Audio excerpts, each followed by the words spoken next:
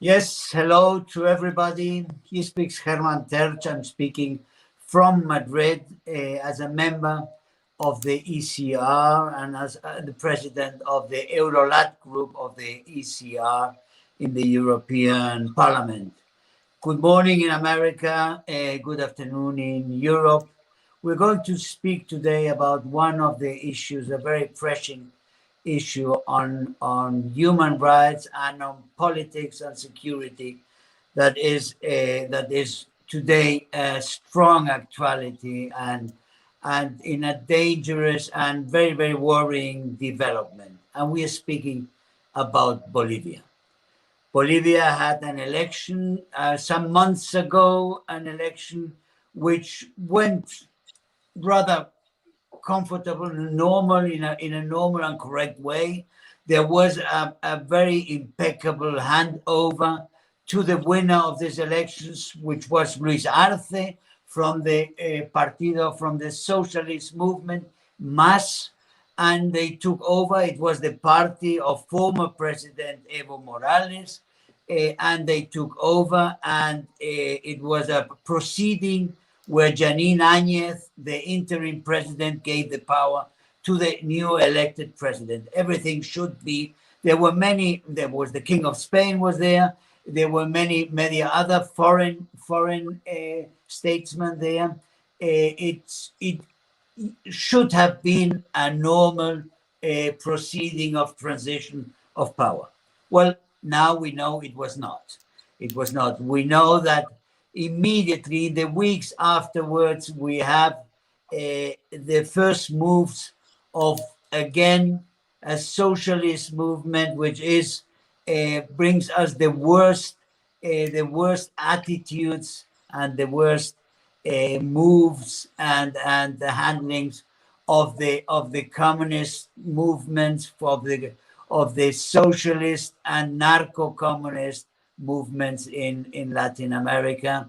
We see the hand of Maduro and the direction of Venezuela in the new government of Bolivia with Luis Arce.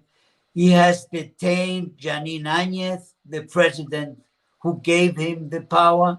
He has detained another ministers of the transitional government, of the interim government.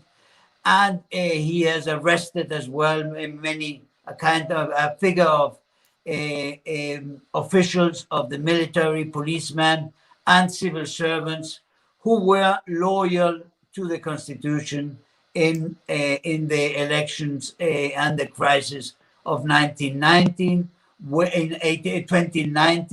when the interruption of the elections because of a clear fraud, the elections were interrupted, and the interim government stepped in a legal way of constitutional procedure.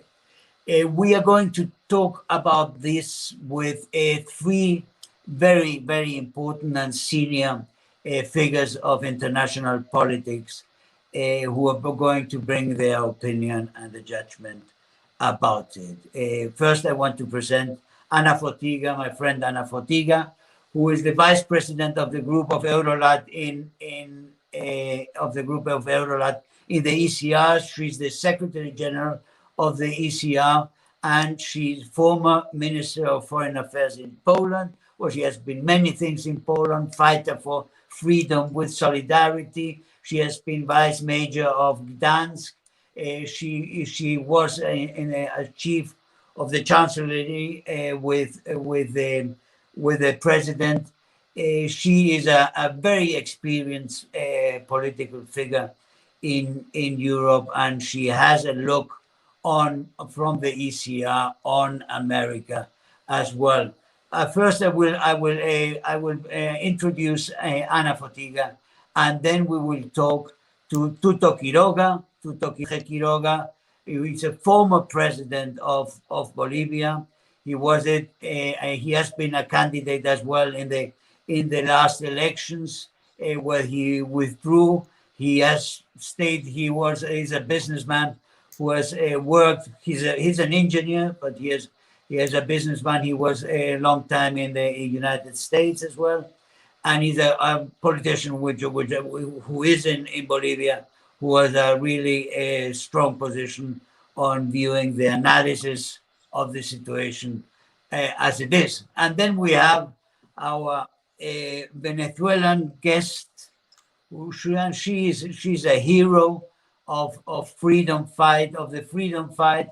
As I say, Ana Fotyga was it in the 80s against communism in Poland.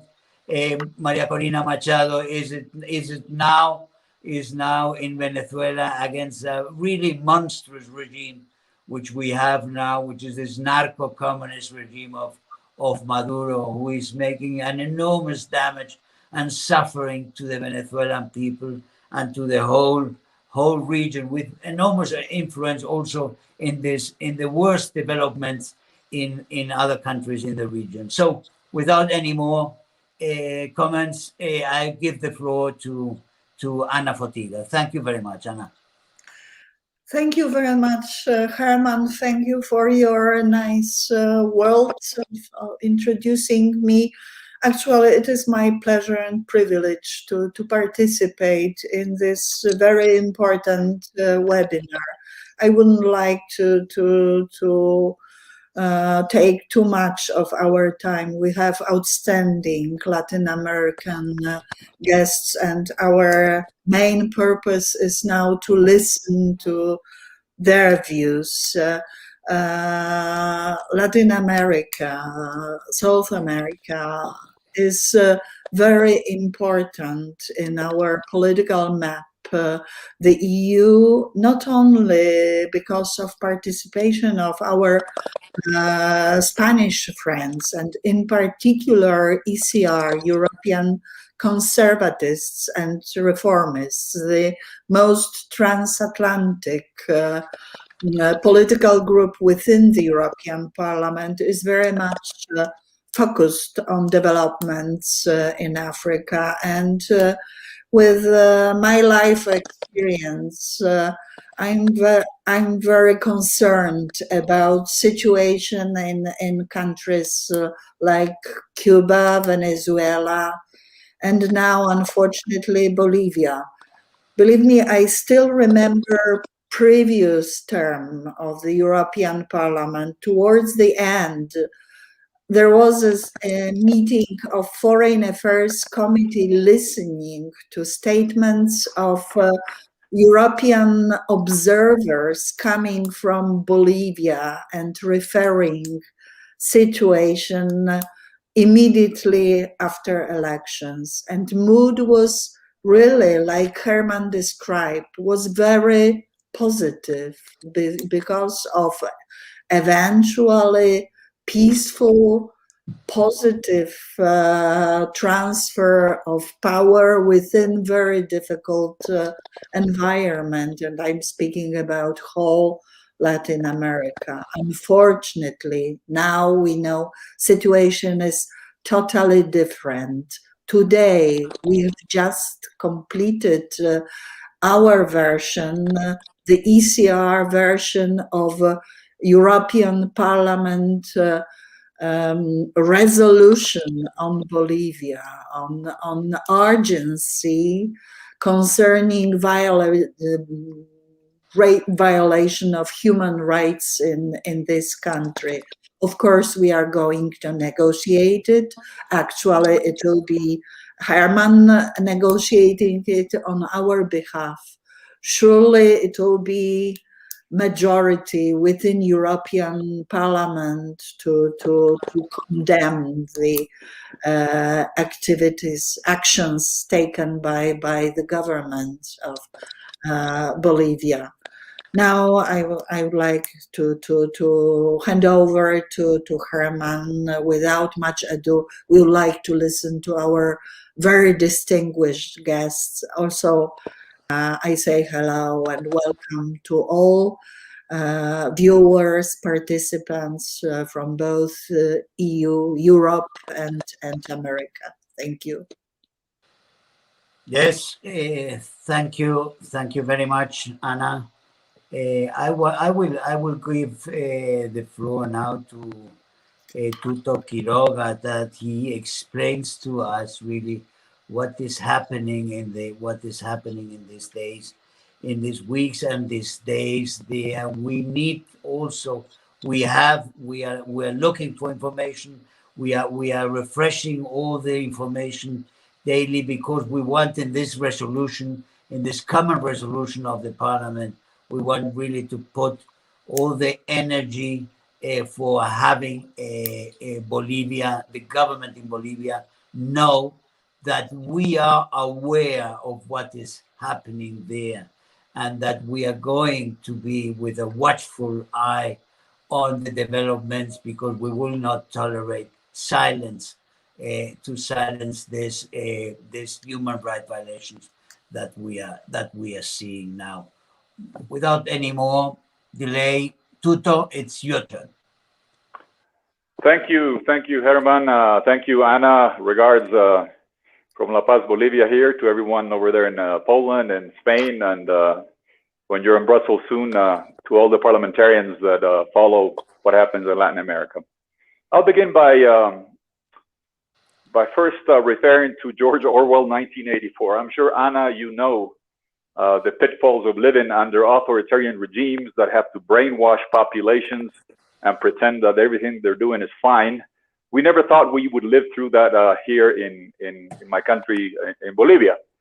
But lo and behold, here we are. And what's happening right now is truly Orwellian. Orwell talked about controlling the past to control the present, to control the future. And he said the past was erased, the erasure was forgotten, the lie became the truth. That is exactly what is happening in my country. I would somewhat change that. They're trying to change, distort, and manipulate the past, the very recent past, erase those changes and manipulations so that the lie can become the truth. What is at stake here? They are trying to criminalize something something very dear and sacred for Latin America, the constitutional succession. Yes, we've had unrest. Yes, we've had problems in many countries. And the number one thing you have to do when you face problems is preserve the line of constitutional succession and avoid military or other types of adventures. We've seen that way too many times in other countries, and that's exactly what we did in Bolivia, in my country, Bolivia, in November 2019. I will give you the context, but in essence, Evo Morales, who had been in power for 14 years, against the Constitution, violating a referendum that he asked for a new presidential mandate, perpetrating massive electoral fraud documented by the OAS and the European Union. When he was caught, he fled like a coward. He destroyed the 14 years of his constant repetition of the Cuban imported phrase, patria o muerte, motherland or death. It turned out you would plunder the motherland, you would try to stay in power, you would do massive corruption, you would do fraud, and if caught, he fled away like a coward. And that of course is very damaging. And for his own personal sake, he is trying to impose a narrative of a coup to go against the truth and the facts of what happened. Just briefly, I could speak for a long time. I will touch on 4 points. One, the slow motion democratic erosion in my country up until November 2019. The fraud and the resignation of Evo Morales as the second point. Third, the constitutional succession and democratic transition that we had then for a few months that was recognized internationally and internally. And I'll briefly describe some of these elements. And finally, I'll close, Ana and Hermann, with the role of the EU and my request vis-a-vis what can you do in the EU Parliament for us. Let's begin first with the slow motion erosion. Evo Morales changed the constitution. He asked us to vote on it. It was approved. It gave 2 presidential mandates. He had used those 2 mandates.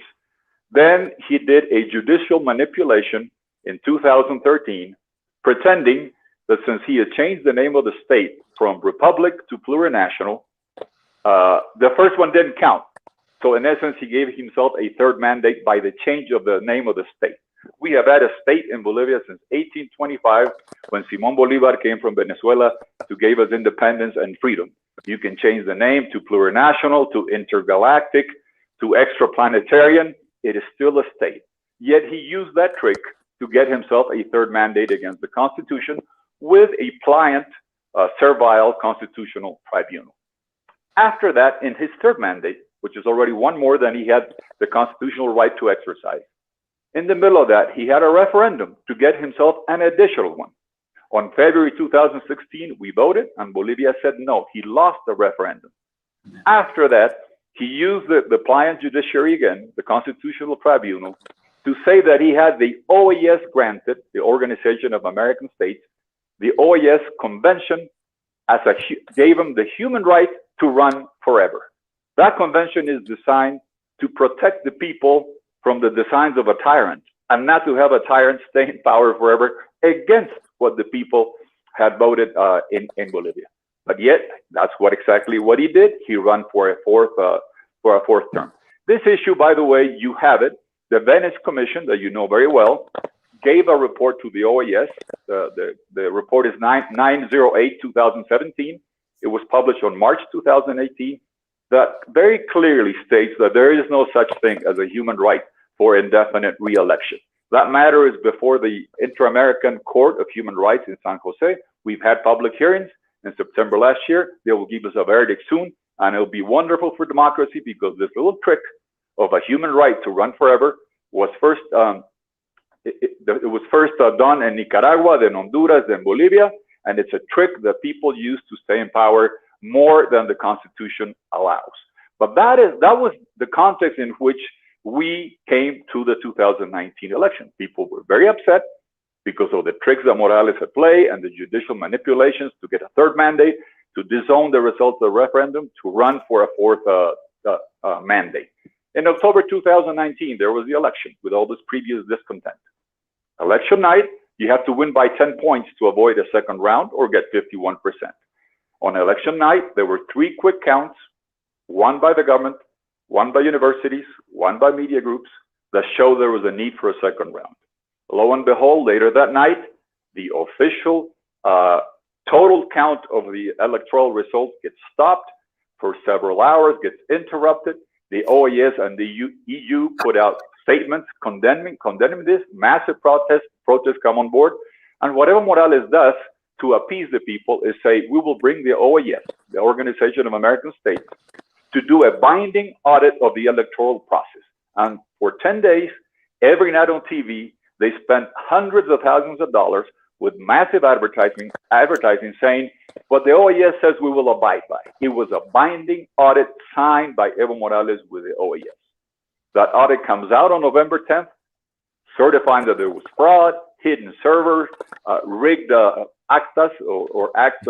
The paperwork for the election had the same signature in several places with the hidden servers, all documented with a long report that was completely backed by the EU, by the way. Demands for his resignation start coming, people start resigning. Evo Morales and his entire line of succession, vice president, head of the Senate, head of the diputados, they all resign en masse. It was clearly a Louis XV French type of after me, the deluge. After I'm gone, let it flood and let it all be destroyed and leave you in emptiness. Evo Morales flies off to asylum. Many of his people go into asylum in the Embassy of Mexico. He goes to Mexico, then to Argentina. They always use the fact that in the midst of all the demands for his resignation from his own people, from the people's ombudsman, ombudswoman, and what have you, the military also suggests that he resign. The man that does this was a very servile military head to Evo Morales. It was very convenient for him. By the way, but between the time that Morales resigns and he flies away, there's 30 hours. They never removed this guy. The Minister of Defense for Evo Morales was still talking to this military guy. He was still talking personally to Evo Morales.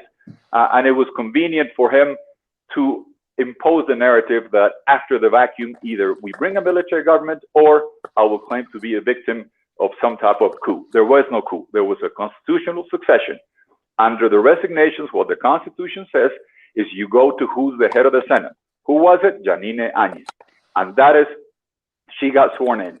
And then we did, in 2 months, work that would have taken normally, Anna, Hermann, 18 months. Annul the fraud. Elect new authorities, national and regional.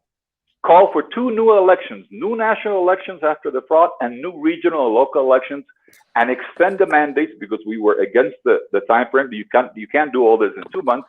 So the mandate was extended, and all this was done with the executive power, with the legislature, with 2/3 votes of the MAS, Evo Morales' party, with the approval of the Constitutional Tribunal that was elected by the MAS, with the recognition of the Supreme Court and the Fiscalía General, Attorney General, that had been selected by the MAS, with massive international recognition.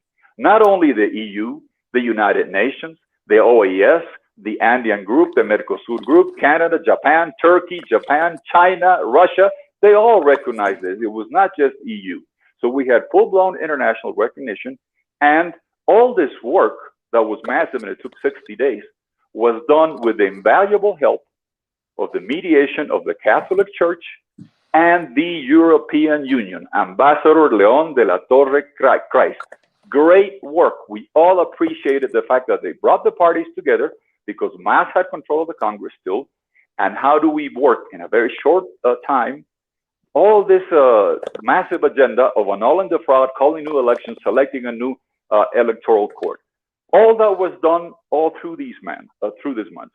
So the narrative of the coup that Evo Morales now came back and is trying to impose has inconvenient truths. The Constitutional Tribunal that was selected by the MAS says that in a presidential system, you gotta have immediate transfer of power. As a former president, I can tell you, or you can see the videos of Luis Arce when he traveled to Mexico. At the airport, you take the symbol of power, bastón de mando, and you give it to whoever is in the line of succession, vice president, president of the Senate. You do not leave the presidency vacant, not for a second. That's what the Constitution says. That's what the Constitutional Tribunal expressed on a communique that they issued. And furthermore, on January 2020, on a 74-page document, the Constitutional Tribunal, selected by the MAS, extended the mandate so we could have this new elections for Jeanine Áñez and for all the electoral authorities. I can tell you that right now. There are mayors and governors and thousands of employees at regional and local governments who will cede power next week. They've been in office 6 years, not 5. Why? Because of the fraud and all the crises that are created. We needed to extend the mandate, do new national elections, and then we had to postpone the regional or local elections. They're not coup mongers. They're not in office illegally. It was all vouched and validated by the Constitutional Tribunal in the ruling 001-2020 in January. The Congress, with 2/3 of the MAS, approved the laws annulling the fraud, calling for new elections, extending the mandate. There was, in the time that Jeanine Áñez was president, there were 78 laws approved, 55 by the executive, and 23, when Áñez would veto them, were promulgated and put into effect by the Congress. If that is not constitutional, I don't know what else is. 78 laws that show the balance of power with the Congress. And the same thing with the judicial power, Fiscal General, the governors, the mayors, everybody. And even I'll close, Hermann, very quickly. I'll finish with the role of the EU, if you allow me. Yeah. Beyond shared values, Anna, Hermann, beyond the values that we hold dear, democracy, human rights, and what have you, there is something in Bolivia that is completely beyond that. The EU facilitated this transition, the selection of a new electoral court. There were days and days and weeks of negotiations. 2 blocks from where I'm at is the office of the UN. Meetings were held there with people from Jeanine Áñez's government, from the MAS Congress, to be able to do everything that I just described. Meetings were held at the EU office right next door. The EU was sitting at the table with the Catholic Church, mediating all this. And now they have a very complicit silence because they know that what's being said about a coup is blatantly false. They were sitting at the table. The Catholic Church has put out a very strong statement, and yet the EU keeps a very an incredible silence when it comes to this. So I ask of you that you approve a resolution. If you want to cut and paste what Mogherini said in November 2019, please go ahead. Recognize that Bolivia had a constitutional succession. Demand that the EU and Borrell and his team send back León de la Torre Christ and a team to pronounce themselves, to be here, to tell the truth, just say the truth of what they were done. Don't keep silence, because if you keep silent, I'll close with this. My name is Tuto, my nickname is Tuto. Don't listen to me. Listen to Desmond Tutu, the South African that said, if you're neutral in situations of injustice, you have chosen the side of the oppressor. The EU was here. They know what happened. If they keep silence, they're being complicit with the criminalization of constitutional succession and the destruction of democracy. Thank you, Ana. Thank you, Hermann. Thank you, Tuto. Thank you. That's very, very explicit. Yes, so it is, and that's why it is so appalling that we have this silence from Borrell and from his office, they are so quick sometimes in other things, and here they have this with this silence with a humanitarian catastrophe, which means all these arrests, this unjust, unfair, and unjustified arrests of many people who have only been doing what their duty was, commanding, and in with the law and the constitution. So I don't know if we have María Corina there. We had some difficulties with the connection with Caracas. It seems that she's not there yet. I'm sorry to hear that. Yes, no. So I will ask Ana to say something about this resolution. Because we need really, we are very worried. Many of us are very worried with the office of Mr. Borrell in the whole region. We are very worried with this ambassador we have in Cuba, who is really acting as an ambassador of the Cuban regime and not of the European Union and the 27 democracies. And we have an office of Borrell, who is meeting in a clandestine way, in doing these underground meetings with people of the Venezuelan regime, many of them banned of relations and subject to sanctions because of their criminal behavior in repression of the people and other offenses, other criminal offenses, international criminal offenses. So we have there is a role in the European Union in the exterior service, which many people in Europe, and explicitly many people in Latin America, in Iberoamerica and Hispanic America, and in the Iberosphere, don't understand what is happening in Europe, that they care so little about human rights in the Latin American countries. Ana. Thank you very much, indeed, Hermann, and thank you for your briefing, your statement. Actually, it was really dispiriting to listen to all of these descriptions. As I say, I still remember this post-election briefing, and we were so hopeful, actually, as to development of events. There is a big tradition of the European Parliament engaging in many areas, in particular of protection of democracy and human rights. And when it comes to the region, to Latin America, I would like to remind you that we granted several years ago famous Sakharov Prize for human rights to defenders of human rights, ladies in white in Cuba. Then quite recently it was the Venezuelan opposition, and now once more we focus unfortunately on Bolivia. I think there is collective wisdom of people, because generally it's not only description of fraud of people, of the I would say whole story of manipulation after a really disastrous period of Evo Morales' rule. But there is also outbreak of protests. It is a massive movement. So I think that knowing cruel attitude and approach of authorities, I believe in well, the ability of people to change situation. And in Bolivia, I think it is both ordinary people, street and elites as well engaging.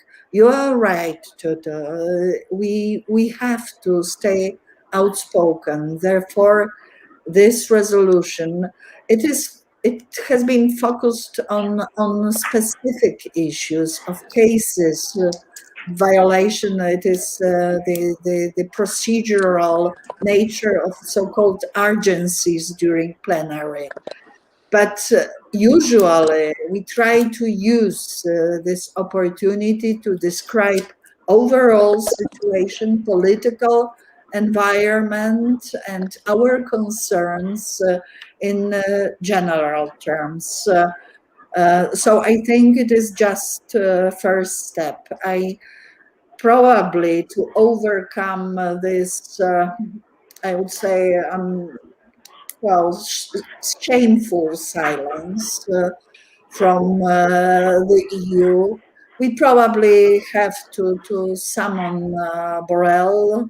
Probably he sent somebody, some of his clerks to discuss with the Foreign Affairs Committee. It may be in camera, we can grant this, but later on actions should be taken.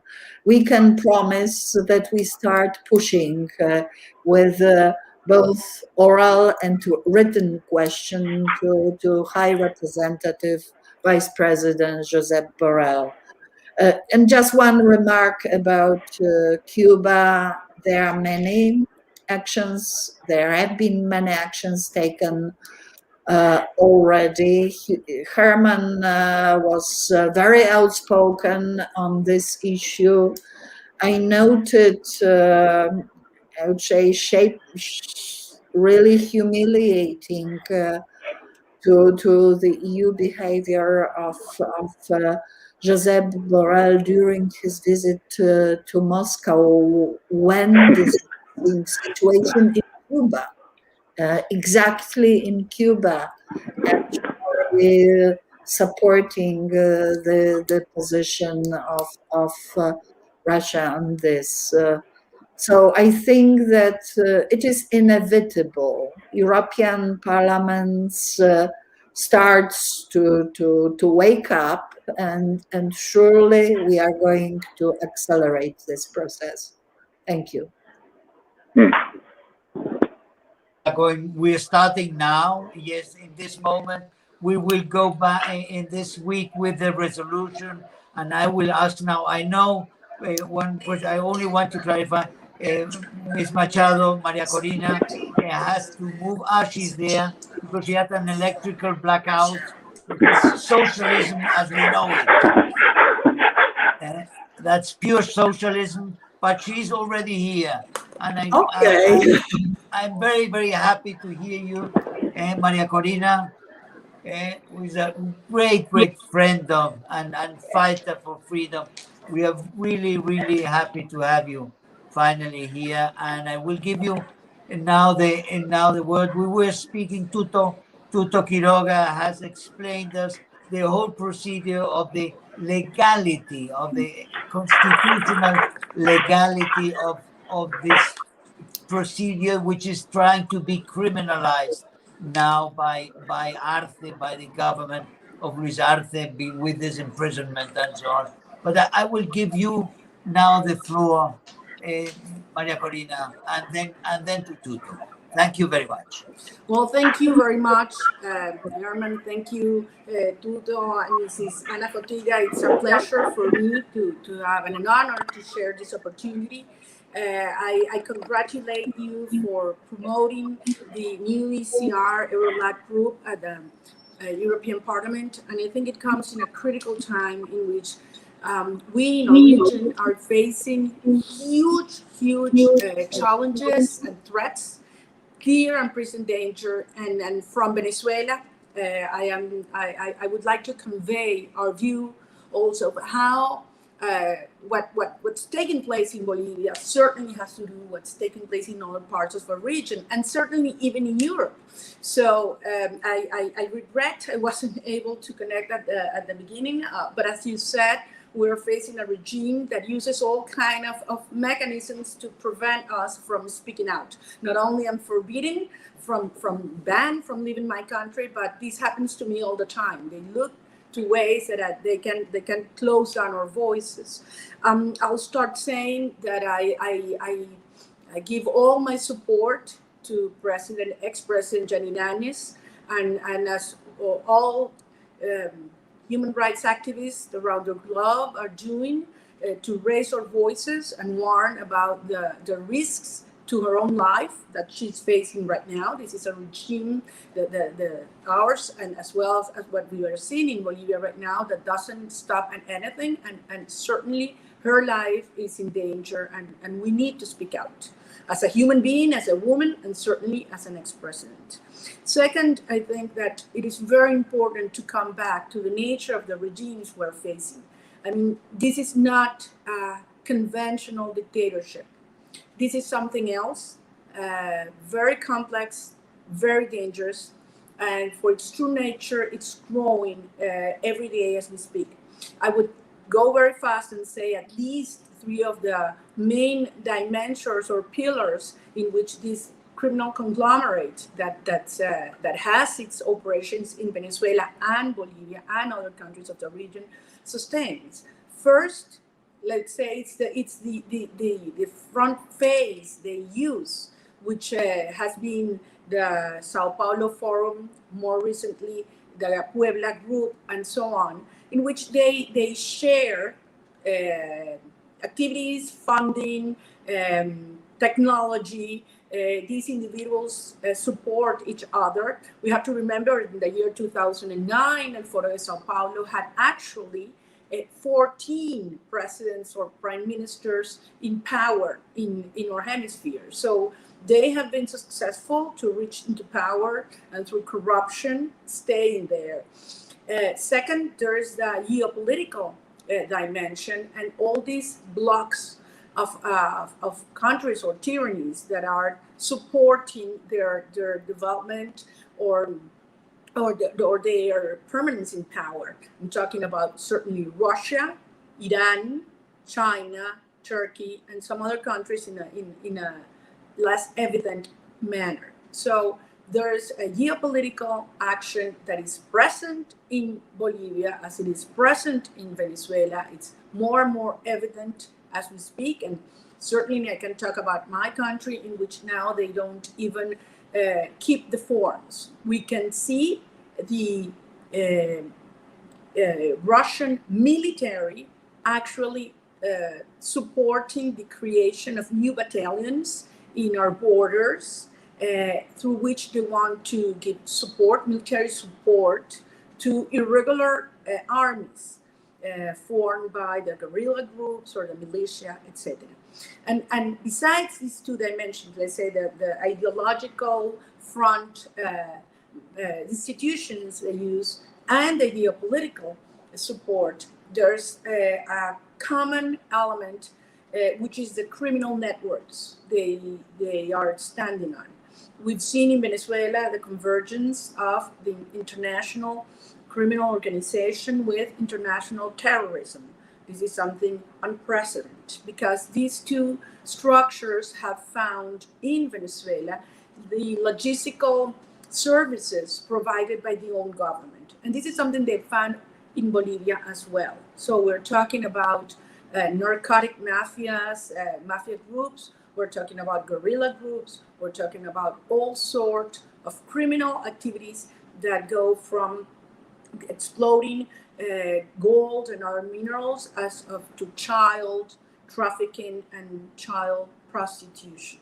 So we need to understand that these kind of organizations need to grow, need to expand in order to stay in place. That's why it is crucial for the Venezuelan regime to maintain this structure in power in Bolivia, as well as we are seeing in moving ahead and threatening Colombia, which I have to say I am very concerned about, because Venezuela has turned into a safe haven for the terrorist activities, the FARC, the ELN, and other criminal groups organize and get funding in Venezuela and put in place in Colombia to undermine Colombian democratic institutions. So I think we are certainly in a critical point, I would say a cross point, in which certainly the EU cannot stay silent. We believe, seeing things from Venezuela, it's at such a distance to you, Tuto, but you know, we're very close in our feelings, and certainly because we understand it's the same cause. I think Tuto Quiroga and other ex-presidents of the IDEA group have been perhaps the most visionary Latin American leaders to understand that it is the same cause. And I think what's going on in Bolivia has brought very important lessons for all of us. Starting with what I just mentioned, it is the same cause. It is the same cause. We're facing the same, criminal conglomerate that consider us their enemies. They have declared that the war on us. We certainly want to resolve these tensions and this tragedy through, Pacific conventional mechanisms, but it has been them that have closed all the ways for this process to move ahead. And I think this is one thing that is very important to understand. Jeanine Áñez fight and her well-being and safety, as well as the possibility of a transition to democracy in Bolivia, is as important to Venezuela as our own fight in our territory. Second, I think we believe that international organizations that have a commitment to human rights and democracy cannot stay silent, as Mr. Quiroga, ex-president, just said. I mean, there is a responsibility here, just looking the other way around. In the case of Venezuela, it has been decades that we've been alerting of what was going to happen. And many people look the other way around, thinking that things would resolve on their own. And the fact is that every day that goes by, not only people died, thousands died, thousands of kids cross the threshold into damage that's going to be permanent to them, to their souls, to their intellect, to their bodies. But the fact is that the regime is, moving forward in terms of destabilizing the whole region. Third, I think there are individuals that, even though being in positions as relevant as Mr. Joseph Borrell, have decided to side with the enemy, have decided to side with those that consider us their enemy, have decided to side and to tolerate what they would never tolerate in their own countries.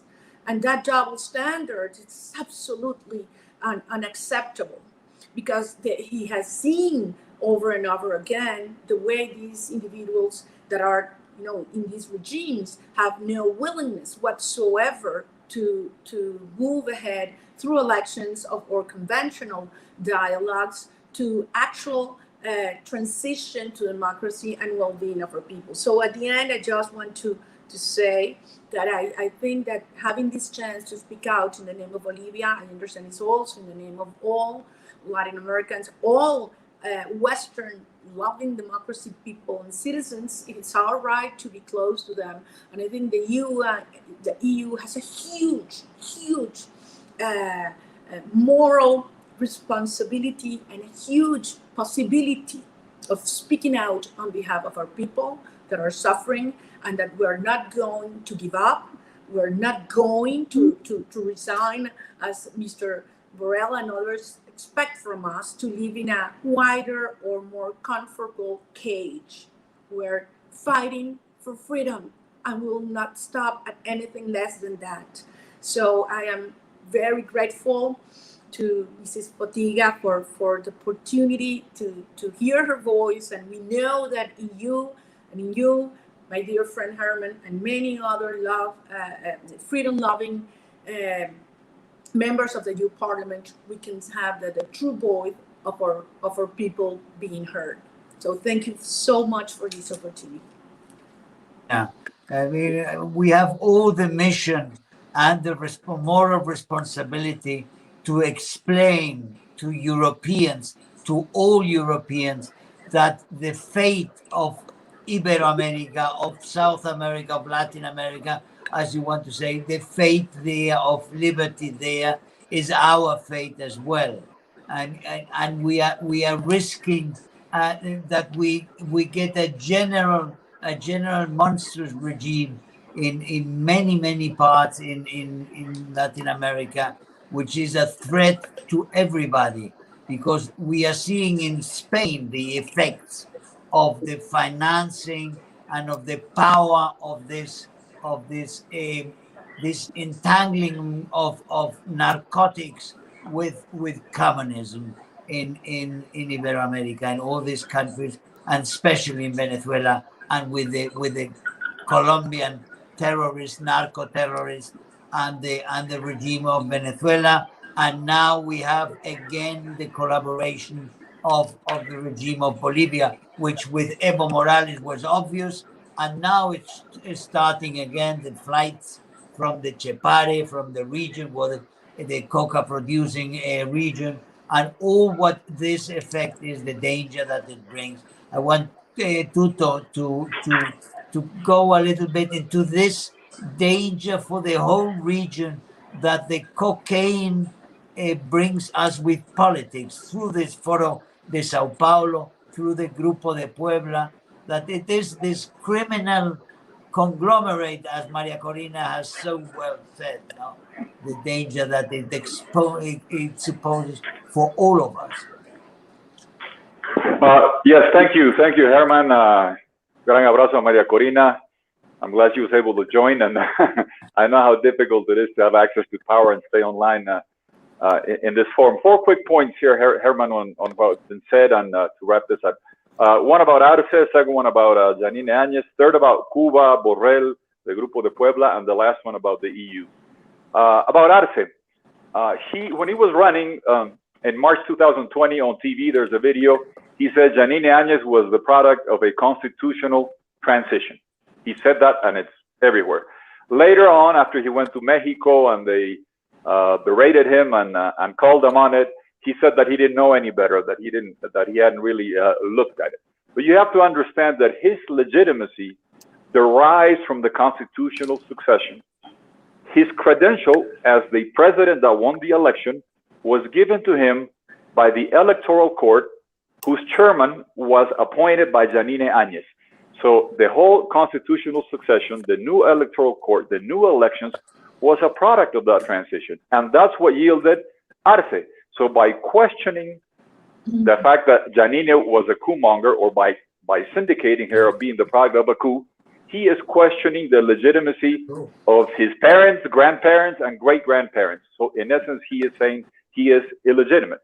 Why? Because Evo Morales came back, and he's the one that needs to change history, as I mentioned at the beginning. By the way, the new mayor of El Alto is the young woman who was the head of the Senate in the transition that did the 78 laws. Her name is Eva Copa. She got 70% of the vote in a bastion for the MAS, and she called Evo Morales and the rest traitors that run away and let her all behind. So you have to understand that this is for the convenience of the scheme of Cuba, Venezuela, and Evo Morales, not even for the current national government, and much less for regional governments.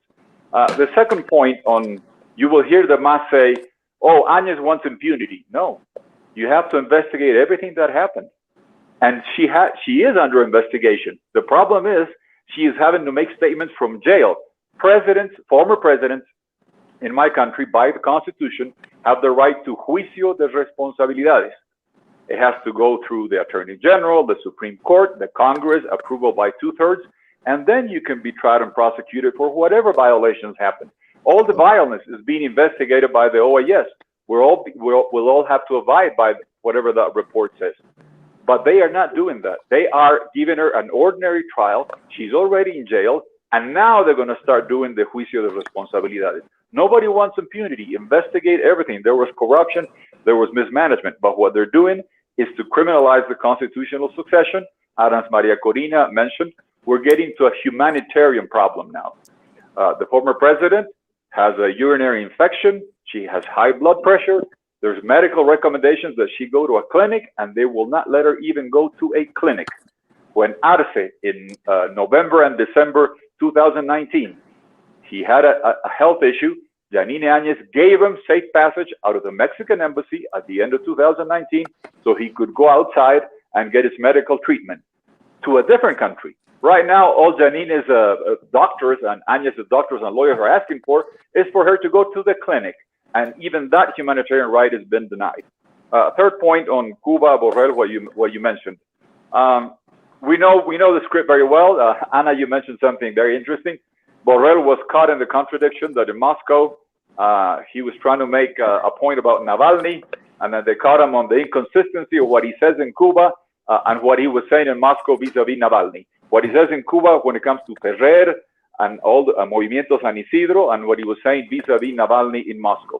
Flagrant contradiction. He got caught in that. We understand, like María Corina says, what we're fighting against here. This is in Cuba, Caracas, run out of Cuba, is where you have the TV remote control. The cable box is in the governments of Mexico and Argentina. And that's where they spread their messages all through Latin America, including even influencing in Europe. Under the umbrella of Grupo de Puebla, where they have the government of Argentina and Mexico, sadly, carrying out the orders and the changes and instructions that come from the remote control in Cuba and Caracas. And it's all run out of Cuba, where, you know, the people, supposedly Raúl Castro just retired. They've been governing, Raúl Castro, he's been governing longer than I've been alive.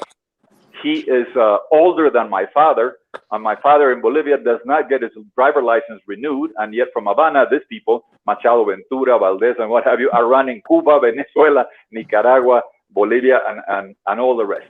But the key thing, and I'll close with this, to understand is one thing for the EU and Borrell to fall in a contradiction between what he says and does in Havana versus what he said and did in Moscow with this hero, Alexander Navalny. What we're asking for in Bolivia is something much more simple. Live up to what you did. The EU was a protagonist of the constitutional succession. This is not something they watched from afar. They were heavily involved in November, in December, in January, in annulling the fraud, in calling for new elections, in the selection of 50 people in the new electoral court, national and regional level, on extending the mandate, on everything that was done in those 2 months to save democracy. Be proud of what you did. I appreciate what León de la Torre Kreis, the EU ambassador, did here. He deserved a medal. So now, when Evo Morales comes back from Cuba saying we're going to save democracy, beware, he's not trying to save democracy. He's trying to save his skin. And he tries to distort and manipulate history that the EU knows what they're saying is flagrantly false because they were sitting at the table. They were convening this. This is an agreement between opposite parties that was blessed by the Catholic Church, and the EU was sort of the civil registry of this agreement. And now that they're trying to distort it, all we're asking for is speak the truth. Hermann, Anna, the Catholic Church put out a long communique narrating everything that has happened.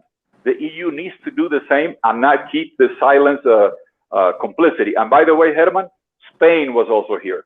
Carmelo Angulo was sent by the Sanchez government before they formed the coalition with Podemos, but they were also sitting here at the table. And now they're also staying quiet. Carmelo Angulo is the name. We can send you the information. So we're not asking them to come vouch for us, to say I saw these on TV and I will take a position. No, stand up for the facilitation and the mediation work that the European Union, with the Catholic Church, with the United Nations, John Arnold was here, he must have done a good job. They sent him to Afghanistan just recently. So the UN, EU, the Catholic Church, and even Spain at the beginning were here. All we're asking is do not keep a complicit silence. And I'll close again with what I said before. Desmond Tutu said, if you stay silent when injustice gets committed, you're taking the side of the oppressor. In this case, they are being complicit with the oppressor because they know the European Union fully well what happened in Bolivia, and it's complicit silence. And it's like Áñez is locked up in jail unfairly, and they know that, and they have the key. And instead of taking the key and opening up the jail, they're swallowing it and staying quiet while all this is happening. So I appreciate the help of that you're giving us. I will be talking to other parliamentarian groups as well, and I hope we get as strong a resolution as possible, stating once again that we had a constitutional succession, as opposed to what you approved in November 2019. We have now seen everything that has happened. The Constitutional Tribunal run by the MAS vouched for the constitutional succession. The Congress run by the MAS vouched for the constitutional succession. China, Russia, Turkey, and the entire international community vouch for the constitutional succession. Just come out and say this. Send a team of parliamentarians with double masks. We'll be glad to see you. And demand that the European Union, Hermann and Ana, send a team. León de la Torre is now stationed in Chile. It's right next door. Come on down, say the truth, speak about what happened, and stand up for a democracy, for a democratic transition that you helped us build. And by staying quiet, you're helping us. You're helping the Evo Morales to destroy. Thank you very much, Tuto. I hope that we very soon can start to move and to travel, and really to start to be present there after this pandemic and this nightmare that we are suffering, all of us, and very especially some of the countries we are speaking about: Venezuela, Bolivia, Peru, and others, and Cuba also in a very terrible situation. And Chile, don't forget Chile, which through violence has been forced to a constitutional process that we will see where it ends, but it doesn't look very good as well, because the forces that we were speaking about are also very active there. Ana, if you want to say something, the time is closing in, and so if you want to say some words. I would like to say before I pass my final message, that is very simple and predominantly directed to Bolivians and people of Latin America. First, we stand by you. We stand by you, although distant and also in quite difficult because of COVID-19 situation. We stand by you, and we want to be as quick as possible, also present, physically present, to show our support. And to Europeans, unfortunately, my message is that a lot of our credibility, political credibility, lies now with the ability to assess properly the situation, developments in Latin America, among others, of course, because there are many very, very turbulent places. But here is real test of us, the test of our integrity and real dedication to values. But before I close, or I finish my remark, I would like to fulfill my obligation, and I do not have time to speak long about you, María Corina, but I would like to say to our listeners that you were able to listen to a person, lady. Of course, I value very much what I heard from Tuto, but I would like now to especially praise María Corina, because she was described as one of 100 most influential women in the world by BBC. She was presidential candidate in Venezuela. She was the most successful runner and winner of mandate to National Assembly. She is really outstanding public activist, as well as very talented engineer and economist, as far as a woman of business as well. So, unfortunately, just closed in Venezuela with the corrupt criminal regime suppressing people like her. María Corina, we are with you, surely, and we admire your courage. Thank you. Thank you, Hermann. Yes, Tuto. Thank you, Hermann. Thank you, Ana. Thanks for this opportunity.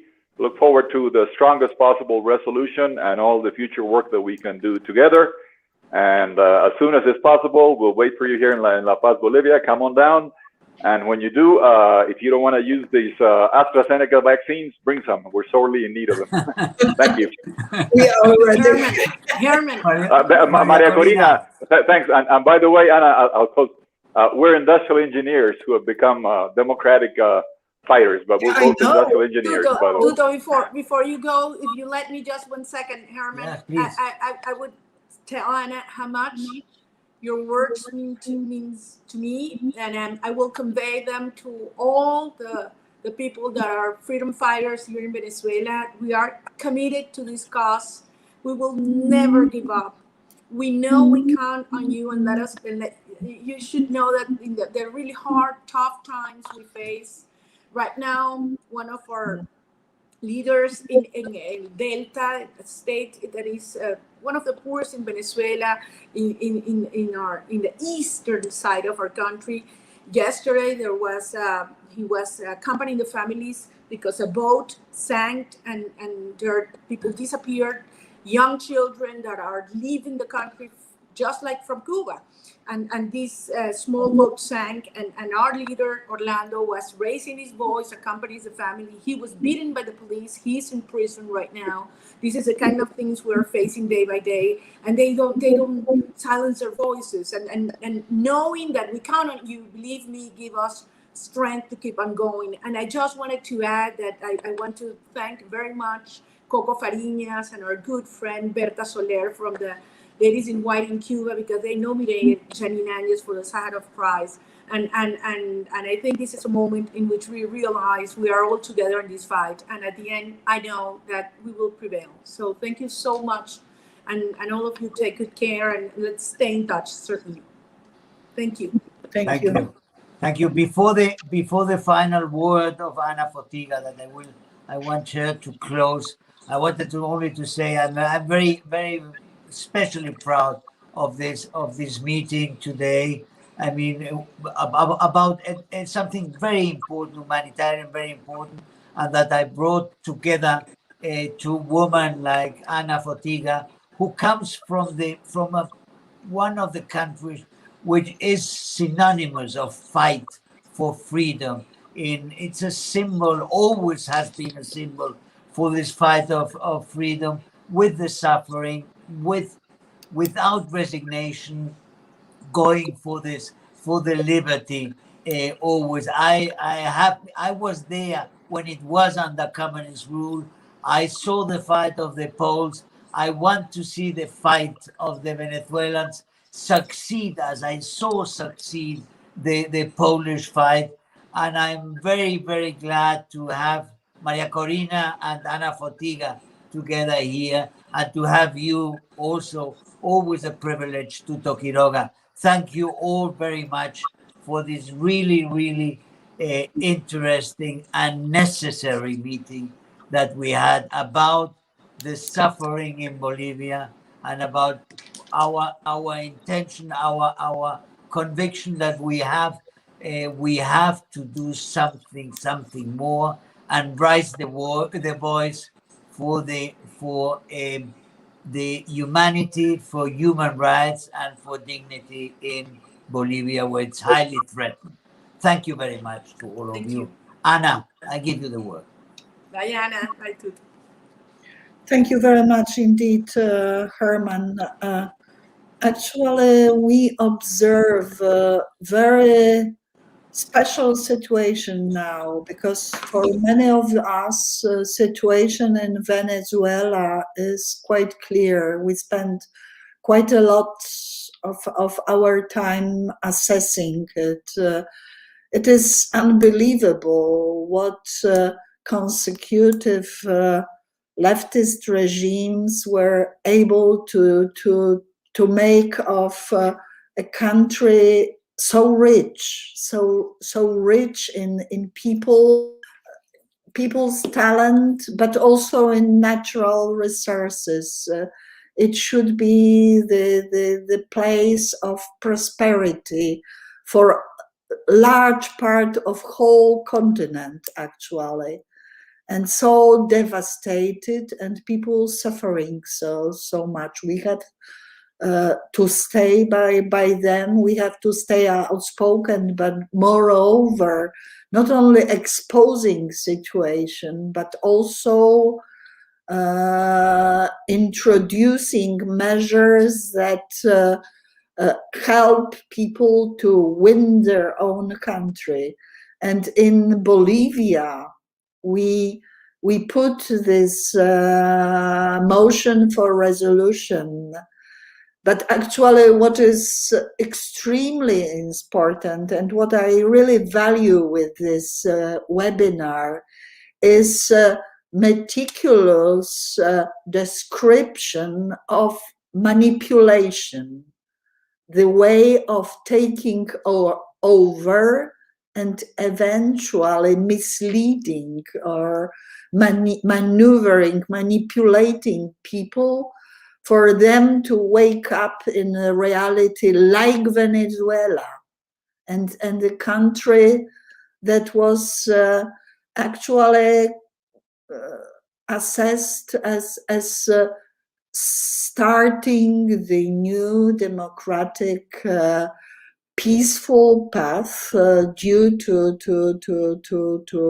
considerably peaceful solution of a very difficult situation. You are right, Tuto, with the huge contribution of the EU, Catholic Church, and international community. Without protests from countries, from the side of countries that usually tend to meddle in this kind of situation. So now we have to stay credible. We stay to active, and it's not only resolution. We are going to push our respective governments to take proper action, also to exert pressure on High Representative Vice President Borrell to act, and to act properly. Okay, thank you very much. Thank you. I think that's the right word, to act properly from the European institutions for the sake of the rights of Ibero-America. And now we are speaking especially about Bolivia, but we are speaking about Bolivia, we are speaking about Venezuela, about Cuba, Nicaragua, Bolivia, and Chile, and and Argentina, of course, and all the countries which are in threat or are now under the rule of narco-communist regimes, socialist regimes, or that are under threat of them. Thank you very much, all of you, for this excellent webinar. Thank you. Thank you. Thank you. Take care.